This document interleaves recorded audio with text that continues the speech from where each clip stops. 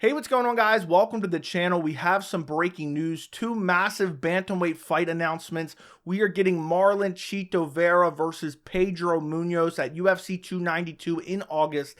And also, we are getting Dominick Cruz versus Deiveson Figueiredo sometime in September. It's verbally agreed upon. We do not know a date yet. I will speculate about that later in the video.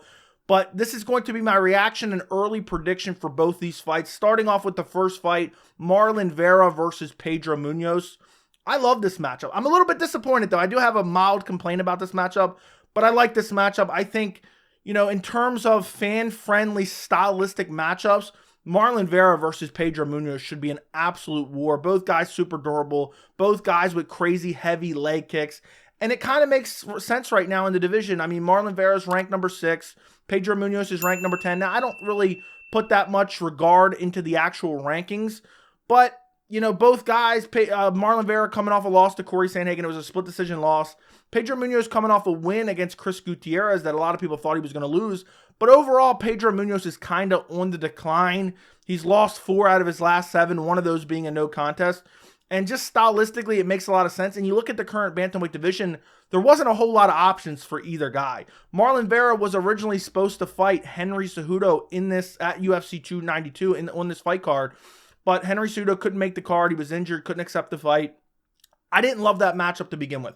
I didn't love Marlon Vera versus Henry Cejudo. I thought it was a mismatch for Marlon Vera. But I did have hope that they would book Marlon Vera versus Petr Yan. That was the fight I kind of wanted. But I guess Petr Yan, we're going to talk about Petr Yan later in this video because now basically he has to sit out and wait for an opponent. But I love this matchup. I think this is the second best option. Pedro Munhoz, even though, I said he lost 4 out of his last 7, it's not like he's getting finished. It's not like these aren't competitive fights. He beat Chris Gutierrez. A lot of people counted him out in that fight. The Sean O'Malley fight at UFC 276, he was winning that fight and then got eye poked. The fight before that, he lost to Dominick Cruz, almost finished Dominick Cruz before then he inevitably lost via decision. The fight before that, he lost to Jose Aldo via decision. Aldo looked unbelievable at bantamweight.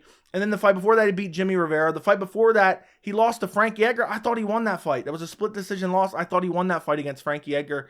So, if you really put context to these wins and losses, it's not like Pedro Munhoz is on this massive decline. And even he fought Aljamain Sterling back in June of 2019. It's not like he got finished by Aljamain Sterling, but I mean, that's splitting hairs there. That's almost 4 years ago at this point. That is 4 years ago at this point. That's crazy. But Marlon Vera, even though he's coming off a long win streak and then he just lost to Corey Sandhagen via split decision, which should have never been a split decision. I mean, it was a dominant win for Corey Sandhagen. A lot of people think Marlon Vera, he's not necessarily, can't hang with the elite of the elite, like guys like Aljamain Sterling or Merab Dvalishvili or even Henry Cejudo because of his wrestling base. And this fight, I mean, Marlon Vera is a fan favorite, and this fight is stylistically perfect because neither one of these guys is going to shoot for a takedown. This is going to be primarily a striking battle, and that's kind of what Marlon Vera needs. I know he was willing to accept any fight. He was willing to fight Henry Cejudo. He was willing to fight Merab Dvalishvili. I don't think those fights would have ended well for him. So as a fan of both Marlon Vera and Pedro Munhoz, I love this matchup because no matter who wins, I think it should be a very fun fight. It should be primarily striking. Both guys have unbelievable leg kicks. And both guys kind of, I know Pedro's coming off a win over Chris Gutierrez, but both guys are kind of looking to have a resurgence in the bantamweight division. Marlon Vera, I mean, was on the cusp of a title shot. He had beat Dominick Cruz, KO'd Dominick Cruz, beat up Rob Font, even gave him the sweet chin music mid-fight. Beat Frankie Edgar, front kicked him to the face, made him look like he was 95 years old. That picture that was circulating around was insanity. And then he beat Davey Grant before that. Before the Corey Sandhagen loss, he lost to Jose Aldo, who looked better than ever at bantamweight. In the Corey Sandhagen loss, Corey Sandhagen is going on to fight Umar Nurmagomedov in supposedly a #1 contender fight, which I believe it all depends how the division plays out at UFC 292. Because you have Aljamain Sterling defending his belt against Sean O'Malley. If Sterling wins and then vacates, you'll probably have the winner of Sandhagen Umar versus Merab for the title, would be my best guess next, if Aljo does in fact vacate if he beats Sean O'Malley. Now, if Sean O'Malley wins, it's a whole different ballgame because they'll probably give Merab the next title shot, would be my guess, but I don't know. They might want to kind of protect Sean O'Malley as a champion and maybe give him Corey Sandhagen if he beats Umar, or Umar if he beats Corey Sandhagen, but neither one of those matchups are particularly great either for him. But the bantamweight division just looks absolutely incredible right now, and I love all these matchups. And I do love, and I've mentioned this in every video where I've talked about UFC 292, I love the way they're building UFC 292 because the main card, it looks, as of right now, it looks like the main card is going to have quite a few bantamweight matchups on the card. Aljamain Sterling, Sean O'Malley, the main event for the bantamweight title. You also have Rob Font versus Song Yadong, incredible matchup. Now you have Marlon Vera versus Pedro Munhoz. You also have Cody Garbrandt versus Mario Batista, incredible fight. So I hope the UFC does build this card and put the majority of these bantamweight matchups on the main card, at least 3 of them I would hope, because I love, and I've talked about this plenty of times when I talked about the Vera versus Cejudo video and everything like that. I love seeing guys in the same weight class compete on the same night, and then we can kind of fantasize about the next matchups we want to see. You know, if we see Marlon Vera go out there and have a dominant performance over Pedro Munhoz, and then maybe we see Song Yadong go out there and have a phenomenal performance against Rob Font, then we could say, oh, I really want to see Marlon Vera versus Song Yadong too. It's a matchup, you know, where they had a controversial decision the first time, and now they look better than ever, and I would love to see that matchup. So I love that they're doing this. I love that they're booking a heavy bantamweight card. The only time I ever remember them doing this is back at, I think it was UFC 146, where they put all heavyweights on the card. It was, you know, Junior Dos Santos versus, or Cain Velasquez versus Bigfoot Silva, I believe. And I think it was maybe like Frank Mir versus Junior Dos Santos at the top of the card. But the heavyweight division, come on now. The heavyweight division isn't that skilled. The bantamweight division is incredible. As far as an early prediction for Marlon Vera versus Pedro Munhoz, I have to go with Marlon Vera. You know, Pedro Munhoz is getting up there in age. He's 36 years old. Marlon Vera is so durable. I don't see Pedro Munhoz getting him out of there. Marlon Vera's hitting his prime. He's 30 years old. And, you know, he's coming off a 4-fight win streak before he lost to Corey Sandhagen. And Pedro's not going to wrestle. Marlon Vera's weakness is his wrestling, his takedown defense. So I don't think Pedro Munhoz is going to go out there and be able to close the distance. I think I suspect Marlon Vera has a reach advantage on Pedro Munhoz and his T-Rex arms. And I just think Marlon Vera has more power. Marlon Vera takes damage very well. Even if he gets hit with a big shot, he doesn't really react from it. He doesn't really swell up or have any damage. And I just think Marlon Vera gets it done. I'm going to probably go early prediction Marlon Vera via decision. I just think he's younger, he's faster, he's more durable. He has more techniques in his arsenal. He has a more variety of attacks. Who knows, he might break out the Sweet Chin Music again. He might break out the Boston Crab for all we know. I just think that Marlon Vera is just younger and faster, and I think he'll be able to get it done. I don't think he'll be able to finish Pedro Munhoz, you know. Pedro Munhoz in his entire career has never been finished, so I don't think Marlon Vera is the guy to get it done. But you never know. Marlon Vera has some of the most lethal power in the division and some of the nastiest kicks in the division. So maybe he gets it done, but early prediction, I am going Marlon Vera via decision over Pedro Munhoz. Now the next fight, Dominick Cruz versus Deiveson Figueiredo. I absolutely love this matchup. I cannot wait for this fight. Now, this is just verbally agreed upon. It's not officially signed yet, so we don't know a date. But Deiveson Figueiredo was quoted in an interview saying he's fighting Dominick Cruz sometime in September. And it's been some back and forth whether or not Figgy's going up. He's been talking about going up from flyweight after, you know, his losses to Brandon Moreno, and then fights have been announced, and then they've been canceled by the UFC, and or Figgy has come out after the UFC's announced them, and Figgy said, I'm not ready to fight. I'm not fighting on this card. He was supposed to fight Manel Kape at flyweight at UFC 290, which comes up this Saturday. But I love this fight for Deiveson Figueiredo's bantamweight debut. And I wonder, how does Deiveson Figueiredo look at bantamweight? It's going to be very interesting. And he's getting a guy in Dominick Cruz, a former champion. A lot of people consider him one of the bantamweight goats. But he's 38 years old. Dominick Cruz is 38. It's making me sad because Dominick Cruz, his style was predicated on elusiveness and his speed and his footwork and his head movement. And as you get older, those are the first things to go, and those are the first things to, you know, just regress on you. And Dominick Cruz is coming off that loss against Marlon Vera. He was winning this fight, arguably, and then he got head kicked into oblivion and finished in the 4th round. The fight before that, he beat Pedro Munhoz, got rocked in that fight, but came back, faced adversity, won that fight against Pedro Munhoz. The fight before that, a split decision win over Casey Kenny.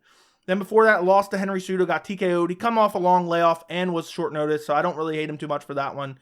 And then the fight before that was when he lost his title to Cody Garbrandt back at UFC 207. So in 7 years, we have basically, 4 fights from Dominick Cruz, or since 2016, we have 4 fights from Dominick Cruz.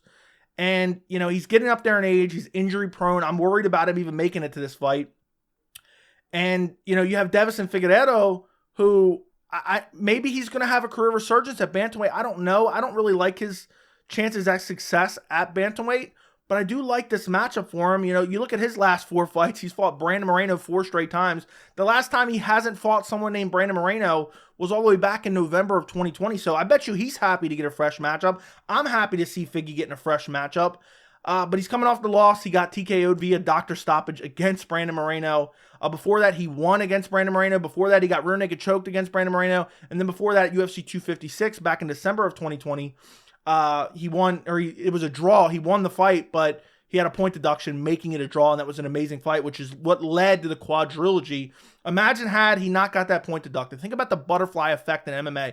People always talk about the Petr Yan knee against Aljamain Sterling.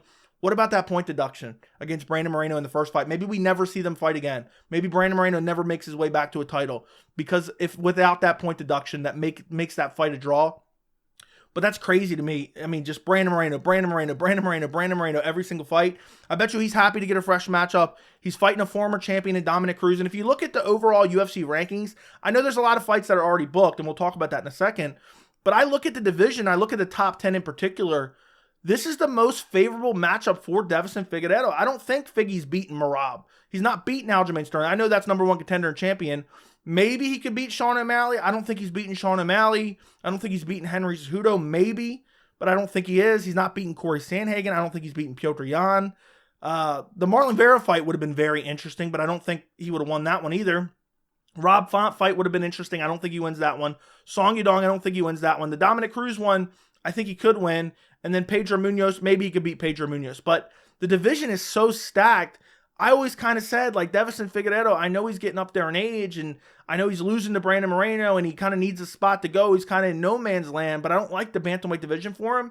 But this is a great debut for him. So him working to get this fight is great for him. And also for Dominick Cruz, I was kind of back and forth on who I wanted to see Dominick Cruz fight, because the guy's a legend of the sport. The guy's a bantamweight GOAT. I didn't want to see him fed to like Umar Nurmagomedov or one of these up-and-coming absolute savages in the division.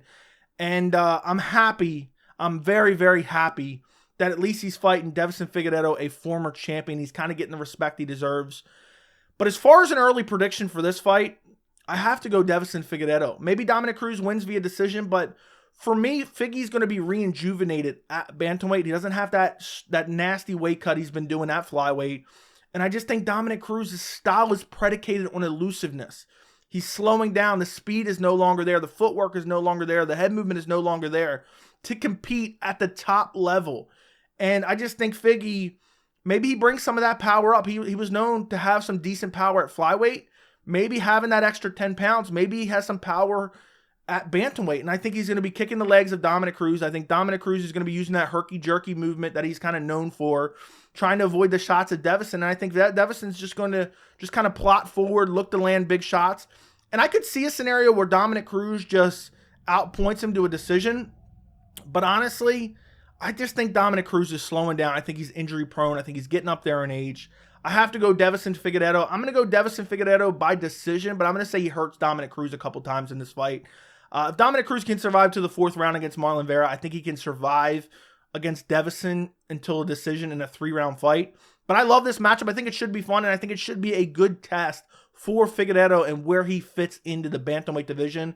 And for Cruz, if he gets a win here, that's kind of big for him in the division. If he wants to have one last title run, I don't think he's going to be able to. But if he wants to have that one last title run, he has to get this win here. This is must win for Dominick Cruz. I mean, he's 38 years old. So, it's hard to see some of these guys who you watched when you first became a fan and they were champions and they were unbelievably skilled. It's hard to see them regress. And Cruz is still good, but when you compare Cruz to his former self, it's hard for me not to be like, okay, I got Figgy in this one, just because comparing Cruz to his former self and seeing Figgy's not that much younger. He's only 35 and he's been making that brutal weight cut. So I'm just thinking Figgy gets it done via decision, hurts Dominick Cruz a couple times in this fight, chops the legs of Dominick Cruz in this fight, and gets it done. As far as a date, I was looking at events for the UFC in September, because Figgy came out and said it was probably going to happen in September. There's really only two options for him. If it does in fact happen in September, it's either September 16th, and that's the Grasso versus Shevchenko 2 card, which has the co-main event of Shavkat Rakhmonov versus Kelvin Gastelum. I don't think it's going to be on that card. It's possible that they stack that card a little bit more, but I think they already have that card with some notable fights. I don't think they're going to put Dominick Cruz versus Deiveson Figueiredo on that card. My guess is you have another fight card on September 23rd that does not have a main event yet. It's a UFC Fight Night card at the Apex. I believe that Dominick Cruz versus Deiveson Figueiredo will take place September 16th at the Apex. It will be a bantamweight main event, and I think that's a compelling main event. I don't have any problem with that, especially when you look back and you're getting Mackenzie Dern versus Angela Hill, a fight that absolutely nobody cared about as a main event in the Apex. So my guess is you could probably mark it down September 23rd in the Apex. The other thing I want to talk about before I end this video is, where does this leave Petr Yan? Because if you look at the current state of the bantamweight division, Aljamain Sterling's fighting Sean O'Malley. Merab is sitting out with an injury. Henry Cejudo's sitting out with an injury. Most likely, we're getting Merab versus Cejudo next, depending on what happens at the top of the division. And then you have Corey Sandhagen, who's fighting Umar Nurmagomedov, supposedly in a #1 contender fight. Then you have Petr Yan, who's without a fight. Then you have Marlon Vera, who has a fight against Pedro Munhoz, which we talked about earlier. Then you have Rob Font, who has a fight against Song Yadong. Then you have Dominick Cruz, who has a fight with Deiveson Figueiredo. Then you have Pedro Munhoz, obviously, who has a fight. Umar Nurmagomedov, who has a fight. The only people without a fight who aren't injured currently is Ricky Simón and Adrian Yanez. And Chris Gutierrez and Jonathan Martinez. I don't think they would go that far down the rankings for Petr Yan. So my best guess on what happens with Petr Yan next, it's very hard because there's a lot of moving parts in the division. He may just have to wait it out. He may have to wait it out and see what happens with a lot of these fights before he fights. And maybe because he's on this losing streak, maybe he wants to have some time to recalibrate before he takes another fight. But I think the most ideal scenario for Petr Yan would be Aljamain Sterling beats Sean O'Malley. Aljo then vacates. Then you get Merab versus the winner of Nurmagomedov versus Sandhagen for the vacant title. Meanwhile, that leaves Henry Cejudo without an opponent. I don't think the UFC is too fond of Henry Cejudo. I don't think they like him that much because the way he retired as a negotiating tactic back in 2020. I don't think they're too fond of Henry Cejudo. Then the fact that he was kind of talking, he wanted to fight in August, and the UFC announced it, and then he came out and said, I'm injured. I don't think the UFC is going to want to do Henry Cejudo any favors. So if they do, in fact, do Merab versus the winner of Sandhagen versus Umar for the vacant belt, Henry Cejudo is then left without an opponent. I'm wondering, end of this year, because we'll get some clarity in the next month and a half, end of this year, you could see Henry Cejudo versus Petr Yan, and that's arguably the fight we would have seen when Henry Cejudo retired in 2020 abruptly as a negotiating tactic. But outside of that scenario, I don't know. Petr Yan's just going to have to wait. He's just going to have to sit on the sidelines and wait for an opponent to present itself, unless it ends up being Ricky Simón or Adrian Yanez, which is possible. I mean, the UFC might want to get Petr Yan back on the winning track. Neither one of those fights are gimmies by any means, but Petr Yan should be able to win those matchups. But that's taking a guy who's number 5. The UFC likes to kind of, a lot of the time, stick with the rankings and say, oh, well, this makes sense because this guy's ranked this, even though it doesn't really matter because it's a panelist of randoms making the rankings. But they could book that, but they'll probably just wait it out. Maybe Petr Yan wants to recalibrate his training camp and wait for one of these fights to play out. And then maybe if you have Sean O'Malley win, maybe you get Sean O'Malley versus Merab. And then maybe you do Petr Yan versus Aljamain Sterling. If Sterling loses, he's going to want to probably stay in the weight class. It's all up in the air. We'll get more clarity at UFC 292. But let me know what you guys think of these matchups. Who are you picking, Marlon Vera or Pedro Munhoz? And who are you picking, Dominick Cruz or Deiveson Figueiredo? I'm genuinely curious. And who do you think Petr Yan ends up fighting? Let me know down in the comments. Don't forget to like the video. Don't forget to subscribe. And thank you so much for watching.